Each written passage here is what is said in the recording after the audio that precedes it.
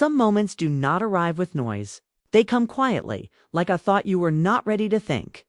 Ethan Miller learned this on a rainy evening in Seattle, the kind of rain that never fully stops and never fully begins. It was the sort of night where the city felt tired, as if even the lights were holding their breath. Ethan had finished work late. His job as an urban planner kept him busy, surrounded by maps, deadlines, and meetings where people talked more than they listened. He liked structure. He trusted plans. For years, he had built his life carefully, making sure nothing unexpected could hurt him again. Love for him had become something distant, something remembered rather than lived. That evening, he walked into a small community art gallery near the waterfront. He had promised a colleague he would attend, though he had not really wanted to. The gallery was warm, filled with quiet conversations and soft music. Paintings lined the walls, some bold, some uncertain, all trying to say something. Ethan moved slowly through the room, pretending to study the art. His thoughts stayed elsewhere. He was thinking about how time passed faster than it used to, how days felt full but somehow empty at the same time. He stopped in front of a large, abstract painting, unsure of what it meant. When something made him look up, she was standing near the window. Claire Thompson did not notice him at first. She was watching the rain slide down the glass, her arms loosely crossed, her posture calm but distant. She did not look lonely, yet there was a quiet weight around her, like someone who carried more than she showed. Her presence felt different from the rest of the room. She was not trying to be seen, and maybe that was why Ethan saw her so clearly. He did not feel excitement.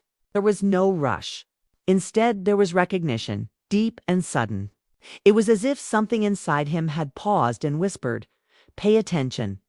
Ethan told himself to move on. He had learned not to trust moments like this.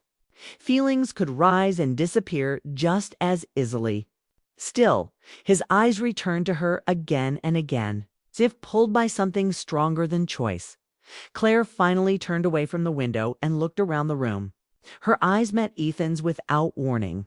The moment stretched. Neither of them smiled. Neither looked away quickly. It was not awkward. It was calm, heavy, real. Claire felt it too, though she would not have known how to explain it. She had come to Seattle to visit her sister for a few weeks, needing space from her own life in Vancouver. She worked as a school counselor, listening to the struggles of others every day. She was good at helping people understand their feelings while keeping her own carefully hidden. Love had once broken her trust, and since then she had chosen safety over hope. Seeing Ethan felt like stepping into a memory she had not lived yet. They ended up standing near the same painting, close enough to feel each other's presence without touching. Ethan spoke first, his voice steady but unsure. "It feels unfinished," he said, nodding toward the canvas. Claire followed his gaze, like the artist stopped before telling the truth. Their words surprised them both. It felt natural, easy. They talked about the painting, then about others nearby. The conversation moved quickly, skipping small talk, settling into something deeper without effort. Ethan learned that Claire liked quiet mornings and long walks. Claire learned that Ethan loved cities not for their size, but for the stories hidden inside them. Time slipped by unnoticed. The gallery grew emptier. Chairs scraped softly as people left. Outside, the rain continued its steady rhythm. Ethan felt lighter than he had in years. He did not feel like he was performing or protecting himself. He was simply there. Claire felt the same, though it scared her. She had trained herself not to lean into moments like this. When the event ended, they walked toward the door together. The air between them felt full, charged with unspoken thought. "I'm only here for a short time," Claire said quietly, almost like a warning. Ethan nodded. "I know." He did not ask how long. He did not ask why. He understood what she meant. Some connections arrive knowing they may not stay. Outside, the street reflected city lights and broken lines. Cars passed slowly. The sound of rain filled the space where words could have been. They stood there for a moment, unsure how to end something that had barely begun. Claire adjusted her coat. Ethan put his hands in his pockets. "It was nice meeting you," she said. "It really was." he replied. She walked away, disappearing into the soft blur of rain and light. Ethan watched until he could no longer see her. He stood there longer than necessary, feeling something open inside him that he had kept closed for years. That night, Ethan could not sleep. His apartment felt too quiet, too still. He replayed the evening again and again, wondering why it had affected him so deeply. He had met many people before. None had stayed with him like this. Claire lay awake too, staring at the ceiling of her sister's guest room. She told herself it was just a conversation, just a shared moment. Yet her chest felt tight, her thoughts restless. She wondered why a stranger's voice could feel familiar, why his silence felt safe. Days passed. Ethan returned to work, but his focus slipped. He caught himself checking his phone for no reason, walking routes that reminded him of the gallery. Claire spent time with her sister, smiled when expected, but felt slightly out of place, as if part of her had stayed behind. They did not exchange numbers that night. There was no promise to stay in touch. And yet both felt the pull of something unfinished. A week later, Ethan returned to the gallery alone. The painting they had discussed was still there. He stood in front of it, noticing details he had missed before. It still felt incomplete, but now he understood why. Some things are meant to leave space. Claire, back in Vancouver, stood by the water one evening, watching the sky fade into blue and gray. She realized she was thinking about Ethan not as a memory, but as a presence. That realization scared her more than she wanted to admit. Both of them felt the same truth settling quietly into their lives. Some moments are not meant to be ignored.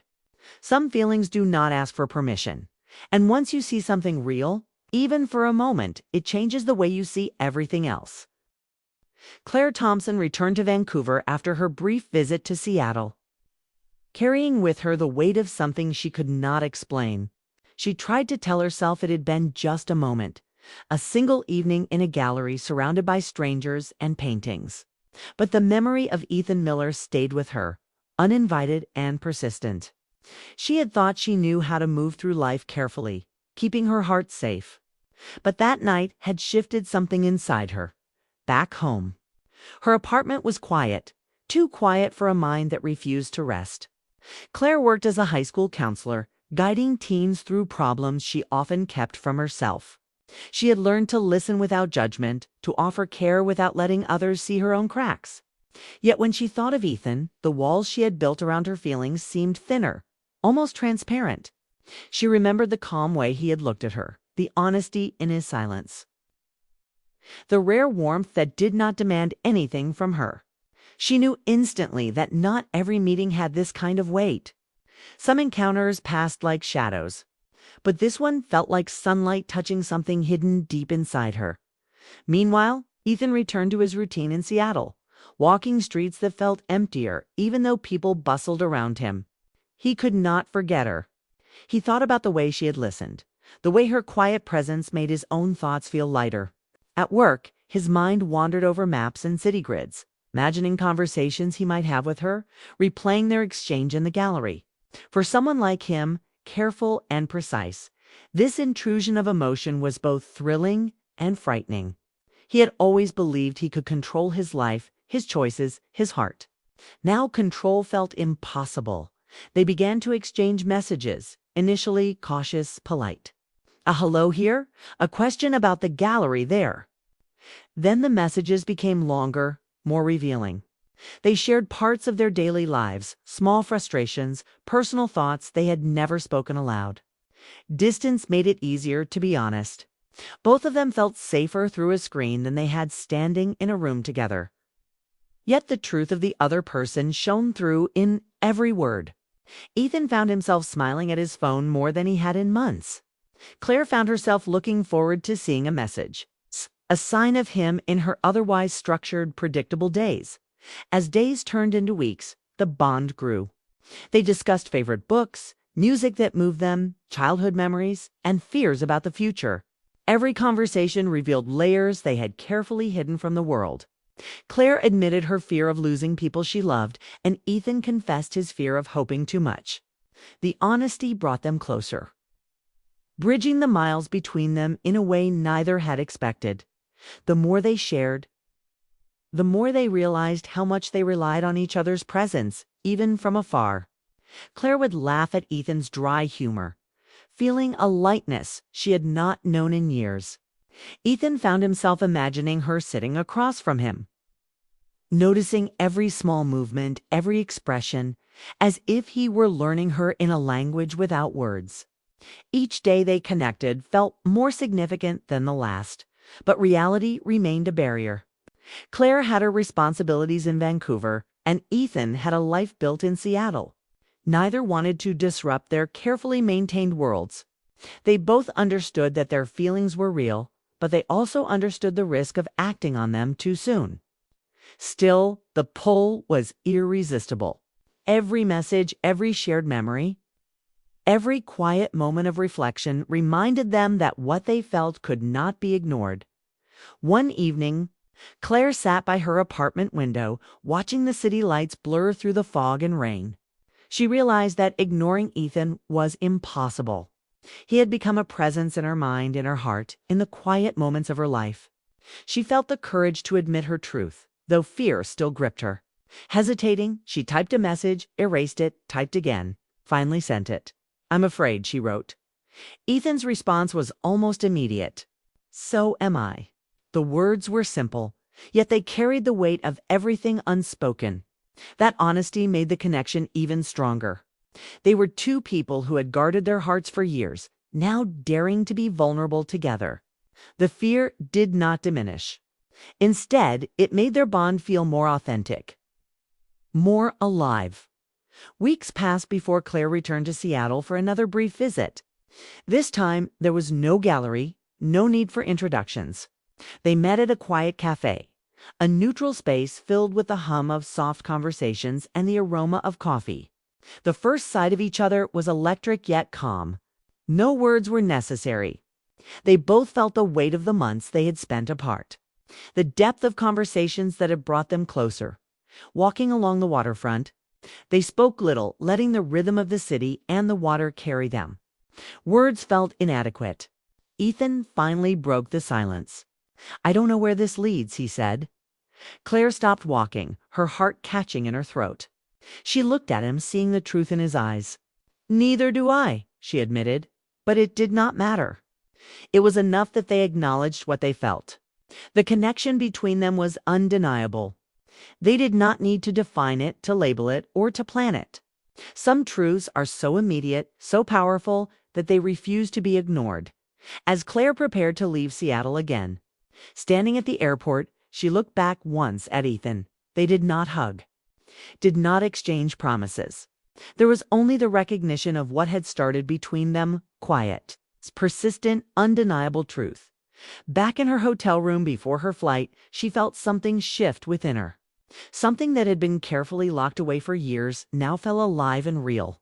She realized that moments like this, once seen, cannot be unseen. Feelings like theirs cannot be ignored. And some connections are so profound that they change the course of a life forever. Ethan returned to Seattle alone. But he was not the same. He walked through his apartment, noticing things he had never seen before. The sunlight hitting the wall, the sound of distant traffic, the rhythm of his own breathing. Everything felt sharper, more immediate, more alive. Claire had awakened something in him, something he had thought he had buried, in the weeks that followed. They continued to communicate, building a bond that grew stronger despite the miles. Their feelings were no longer tentative or uncertain. They were real, undeniable, and profound. Each conversation, each shared thought, each silent acknowledgement deepened their connection. They had learned that love and connection do not always arrive with certainty. Sometimes they arrive quietly, without warning, and demand attention. And once noticed, once truly seen, they change everything by the end of part 2. Both Claire and Ethan understood that what they shared was no fleeting infatuation. It was real, strong, and transformative. And though the future remained uncertain, they were willing to face it together, knowing that some truths, once recognized, cannot be ignored or undone.